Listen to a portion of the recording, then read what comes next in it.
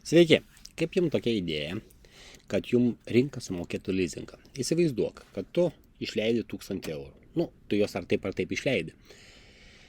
Perki maistą, perki kurą, moki už įvairias paslaugas, perki prekes internete ir tu gauni cashbacką 1,5 procentų. Tai nuo 1000 eurų tai bus 15 procentų. Ir automatiškai tu juos investuoji.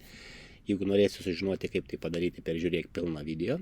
Automatiškai, visiškai be savo įsikišimo, tu juos investuoji į vidutinę rinką. Tai reiškia, tu gauni metinę grąžą 12 procentų. Tokiu atveju tau rinka sumoka leasingą už tai, ką tu nusipirkai. Jei po 37 metų tu už tas prekes tu bus sumokėjusi rinką, tu atgausi visus tos pinigus. Bet tokie, 37 metai yra labai ilgai. Tai galbūt tu esi šiek tiek ekstremalesnis ir tu nori investuoti ne į vidutinę rinką, o tarkim į technologijas. Tai aš paimu 3 metų vidutinę grąžą, kurią davė technologijos, tai sudaro apytiksliai 29 procentus. Tai jeigu tu investuotum į technologijas, tai tu jau leasingą sutrumpintum iki 16,5 metų.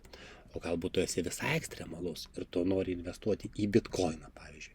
Tai per 3 metus bitkoinas, netgi dabar kaip yra jis labai nukritęs, jisai davė 88 procentų grąžą per metus apytiksliai. Tai tu leasingą sutrumpintum iki 6,5 metų. Taigi, jeigu tu nori sužinoti apie tai plačiau, būtinai peržiūrėk pilną video. Ir kai ruošiausi šito video, aš iš draugo gavau žinutę, kuris peržiūrėjo tą mano pilną video ir iš karto tai padarė, nes jis yra iš tų mano draugų, kurie ne tik galvoja, bet ir iš karto daro. Taigi, kaip matote žinutėje, jis jau gavo, per 2 savaitės gavo 9 eurus cashbacko ir 10